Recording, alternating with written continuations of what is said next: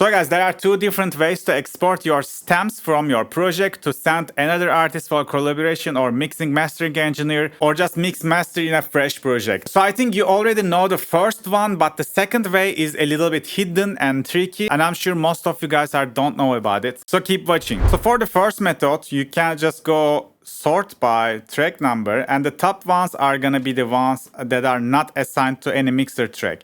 So just highlight them and right click here and then channel routing starting from this track, and then all of the sounds are gonna be assigned to the mixer. So make sure to rename them properly and group them, not to confuse in the end. So after that, just right click and highlight this area, the area that you like to render. File, export WAV file, or just Ctrl R. 32 float is gonna be bigger, but if your tracks are clipping, this is the best way to go, just to be safe. You can cut reminder to just render in the highlighted area. You can leave reminder if you like to have reverb tail, such stuff for every individual channel differently calculated. No need for dithering. Choose the highest value in resampling and choose split mixer track. And when you do that, so the master FX are not calculated, this is just gonna render the mixer tracks as they are, and then click start. And we got the stems. You can delete currents. The master is gonna be all of them. You can also get rid of this, and those are the stems that you can use. So let's say we have some effect on the master. So just to show you, I'm gonna put something like this.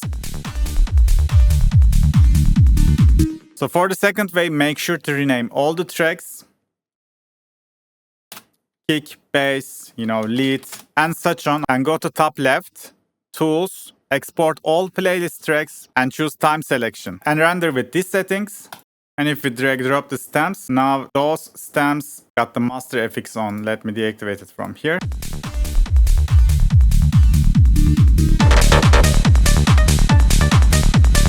And with this way, you can just render the playlist tracks instead of mixer tracks. So that's how you can prepare your stems in two different ways in FL Studio. Follow for more 2 minutes tutorials.